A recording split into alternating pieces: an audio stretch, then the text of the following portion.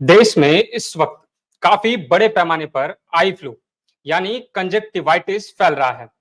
ऐसे में आम जनमानस को खासा दिक्कतों का सामना करना पड़ रहा है। बड़ी बात यह है कि इसका संक्रमण दर काफी अधिक है। ऐसे में हमारे साथ इस वक्त देश के प्रतिष्ठित मेडिकल संस्थान से डॉक्टर आशु अग्रवाल मौजूद हैं। डॉक्टर साहब, आपका बहुत बहुत स्वागत है उदय इंडिया में। Thank you. हम अपने दर्शकों को बता दें कि डॉक्टर साहब देश के प्रतिष्ठित आई स्पेशलिस्ट में से एक हैं। इनकी जितनी तारीफ की जाए वो कम है। डॉक्टर साहब, इस थैंक यू। साक्षात्कार में मेरा पहला सवाल आपसे यह है कि इन दिनों आई फ्लू यानी कि कंजक्टिवाइटिस काफी तेजी से फैल रहा है। बरसात के इसी समय में आई फ्लू काफी फैलता है और इसके लक्षण क्या-क्या हैं? जरा आप हमारे दर्शकों को बताइए। जी, आपने एकदम ठीक कहा। आई फ्लू अभी काफ़ी फैल रहा है। इसका संक्रमण रेट जो हम बोल रहे हैं, वो काफ़ी हाई है। हमारे जी, मरीज़ों में 20 से 25% मरीज़ों का इज़ाफ़ा हुआ है, जिनमें हम आई फ्लू के लक्षण देख रहे हैं। तो ज़्यादातर मरीज़ हमारे पास आते हैं आँख लाल होकर, जिनमें पानी आ रहा है या आँख का छोटा होना, रात जी, को पलकों का चिपकना, आँख में से हल्का-सा येलोइश या सफ़ेद रंग का कचरा निकलना, इससे आते जी, हैं। ये ज़्यादातर एक आँख में पहले हो रहा है और फिर कुछ दिनों बाद ये दूसरी आँख में भी हो रहा है। इसके साथ कई लोगों में, पर ज़्यादातर लोगों में बुखार या इन सब के लक्षण नहीं है, पर कई लोगों के ज़ुकाम, खाँसी और बुखार भी है। पर फिर भी जी। हम ये नहीं सोच रहे कि ये कोविड का पार्ट है, हम इसको लेकर चल रहे हैं कि ये नॉर्मल आई फ्लू का ही वो है जो काफ़ी फैल रहा है अंदर। जी। मैम, मेरा जो दूसरा सवाल आपसे ये है कि खुद को आई फ्लू से इन्फेक्टेड होने से किस तरीके से बचाया जाए और इसमें किस तरीके की जो सावधानियां हैं वो रखी जाए, हमारे दर्शकों को आप जरा बताइए इससे। देखिए, जिनको आई फ्लू नहीं हुआ है, पहले मैं उनको क्या प्रिकॉशंस लेनी चाहिए वो बताती हूँ। जिनको जी, नहीं हुआ है, वो अपने चेहरे को कम से कम टच करें। आई फ्लू जी, मैं अगर आपको देख रही हूँ, उससे नहीं जी, होगा, वो एयरबॉर्न डिज़ीज़ नहीं है। पर अगर आपने कहीं ऐसी चीज़ टच करी, अपनी आँख को टच करके और जी, उस जगह को मैं भी टच करके और अपनी आँख को टच कर लूँ, उससे आई फ्लू फैलेगा।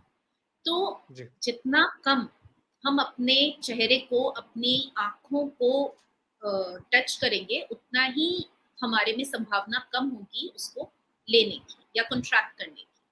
जी। तो अपने चेहरे को कम करिए, जो भी आई फ्लू से संक्रमित हैं, उनको अपने से दूर रखिए, उनके तकिए, तौलिए ये सब अलग होने चाहिए और उनको दवाई पूरी तरह से डालनी चाहिए, जो भी डॉक्टर उनको प्रिस्क्राइब करे। मैम, सावधानी रखने के बावजूद देखा जा रहा है कि अधिकतर लोग सावधानी रख रहे हैं, उसके बावजूद जो है अगर आई फ्लू हो जाए तो उसका जो दर्द है वो किस तरीके से कम किया जाए और उससे किस तरीके से उसका जो सॉल्यूशन है वो किस तरीके से निकले, इसके बारे में जरा आप हमारे दर्शकों को बताइए। देखिए, आई फ्लू खाली 2-3 कारणों से हो सकता है। एक तो वायरल है, एक है बैक्टीरियल और एक है एलर्जिक। तो कई लोग जिनकी आँखों की जो स्वास्थ्य है वो वैसे ही इतना अच्छा नहीं होता क्योंकि वो एलर्जिक हैं, उनको आई एलर्जी है। जैसे अपन को एलर्जी होती है, तो अपने और डिज़ीज़ेज़ ज़्यादा होते हैं। वैसे ही अगर जी, आँख में आपकी एलर्जी होती है, तो आपका आई फ्लू होने के भी चांसेस ज़्यादा बढ़ते हैं। तो जिनको जी, एलर्जी हो, वो अपनी एलर्जी का पूरा ट्रीटमेंट लें, जिस तरह जो भी उनके डॉक्टर उनको बताएँ। दूसरा, स्वस्थ आँखों में अगर आई फ्लू हो गया है, तो हम जी, कुछ एंटीबायोटिक ड्रॉप्स उनको बोलते हैं।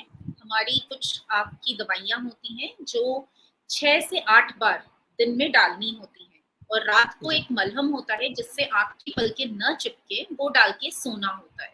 ये दवाइयाँ चलती हैं अराउंड 7 से 10 दिन तक, पर इसका असर 2 या 3 दिन में ही आने लग जाता है। पूरी तरह से ये इसको 7 दिन लग जाते हैं जाने से। जी, अगर कोई कॉम्प्लिकेशन होती है, हमारा कॉर्निया जो हमारी काली परत है, जो हमारा शीशा है आँख के आगे का, अगर वो इन्वॉल्वमेंट हो जाता है, तो फिर हमको थोड़ा लॉन्ग टर्म ट्रीटमेंट और थोड़ी गंभीरता से हम इसको लेते हैं। अदरवाइज़ इसका काफ़ी जो इलाज है वो सिंपल सॉल्यूशन है। वो कुछ आई ड्रॉप्स और ऑइंटमेंट हम आपको देंगे जिससे आपको रिलीफ आएगा, आराम आएगा। जी। मैम देखा जा रहा है कि जो आई फ्लू है वो काफ़ी तेज़ी के साथ अपना जो है पाँव पसार रहा है पूरे देश में इस वक़्त और ऐसे में जो एज ग्रुप जिसको कहा जाता है, वो एज ग्रुप बहुत मायने रखता है। तो ऐसे में आप हमारे दर्शकों को बताइए कि जो एज ग्रुप है उसमें किस उम्र के लोगों को उम्र के लोगों को ज़्यादा इफ़ेक्ट जो है आई फ्लू का हो रहा है? देखिए, जो लोग पब्लिक प्लेसेस में रहते हैं, जैसे हमारे बच्चे, वो क्लासरूम्स जी, में जाते हैं, वो एक-दूसरे से काफ़ी पास होते हैं, उनमें थोड़ा-सा सेंस ऑफ हाइजीन कम होता है, बच्चे-बच्चे होते हैं। तो उनमें आई जी, फ्लू का रिस्क ज़्यादा रहता है। अगर पेरेंट्स को ऐसा लगे कि उनके बच्चे को आई फ्लू है, तो तुरंत एक आँख के डॉक्टर को दिखाएँ और बच्चे को 3 से 5 दिन तक स्कूल ना भेजें, जिससे और बच्चों को ये ना हो और उनके जी, बच्चे को भी रिकवर करने का अच्छा टाइम मिल जाए। दूसरा, जो यंग एज ग्रुप है, जो वर्किंग एज ग्रुप है, हू आर एक्टिवली वर्किंग, वो हर जगह जाके काम कर रहे हैं, तो उनमें ज़्यादा देखा गया है यंग पॉपुलेशन में, क्योंकि दे आर एक्टिवली वर्किंग, वो उन पब्लिक प्लेसेस पे जा रहे हैं जहाँ से वो उसको लेके आ रहे हैं। जी, और इस कारण हमें थोड़ी-सी स्वच्छता का ध्यान रखना चाहिए। हमें बार-बार हाथ धोने हैं। अगर हम किसी भी ज़्यादा जगहों को टच करें, तो हाथ या सैनिटाइज़ करें या अच्छे से साबुन से धोएँ। चेहरे पे हाथ कम से कम लगाएँ। आँखों में अगर आपकी खुजली हो रही है, तो हाथ धो के ही आँखों में हल्का-सा मसलना करें, नहीं तो आँखों को ना रगड़ें। अगर आँखों की कोई प्रॉब्लम आपको हो रही है, तो तुरंत एक डॉक्टर को दिखाएँ, जिससे वो आपको जल्द से जल्द ट्रीटमेंट दे सके और आप इसके कैरियर बन के और लोगों को ये ना दे पाएँ। जी।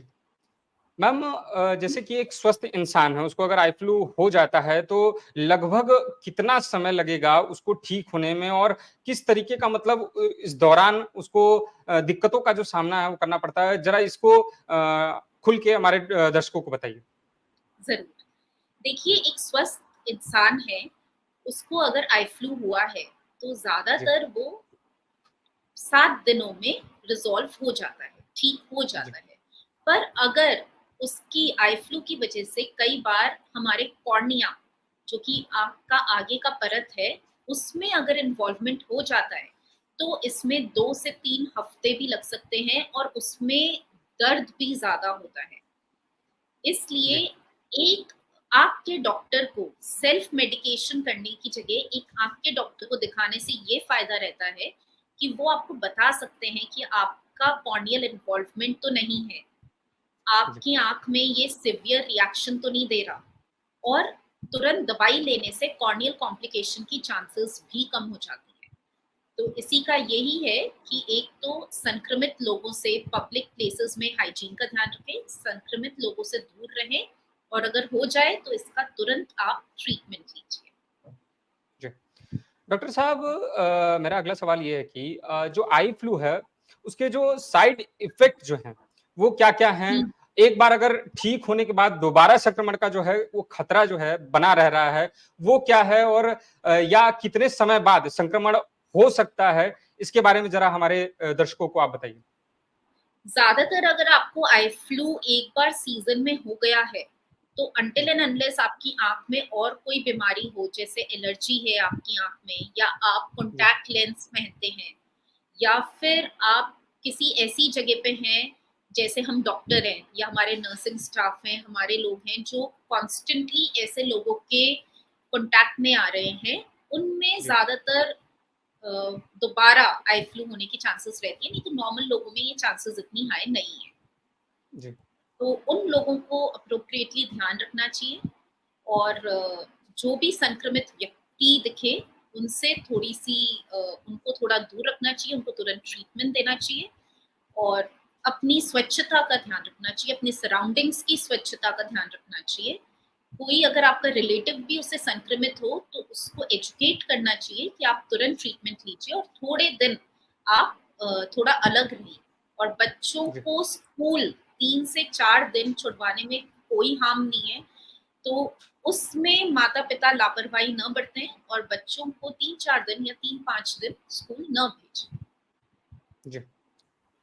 डॉक्टर साहब, मेरा जो अगला सवाल है ये है कि जो संक्रमण है, जो फैल रहा है उसके बाद देख रहे हैं कि काफ़ी तेज़ी के साथ आँख जो है लाल हो रहा है, पीला हो रहा है। जैसा आपने बताया कि इसके क्या लक्षण हैं। तो इसमें जो अलग से जो लक्षण मतलब देखा जा रहा है कि बुखार हो जा रहा है और भी दिक्कत हो रही हैं। तो इसके बारे में ज़रा हमारे दर्शकों को बताइए कि किस तरीके से इससे छुटकारा पाए, हमारा जो आम जनता है वो किस तरीके से इससे छुटकारा पाएगी?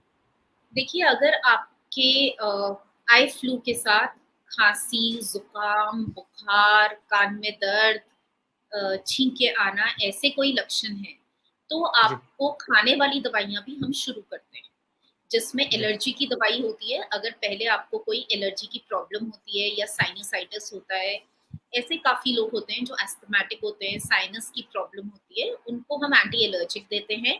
अगर हमें ये लगता है कि संक्रमण का रिस्क ज़्यादा है, तो हम खाने जी, की ओरल एंटीबायोटिक्स भी शुरू करते हैं और दर्द की दवाइयाँ अगर हमको लगता है आपकी पलकों में या आपके आस-पास सूजन ज़्यादा है तो।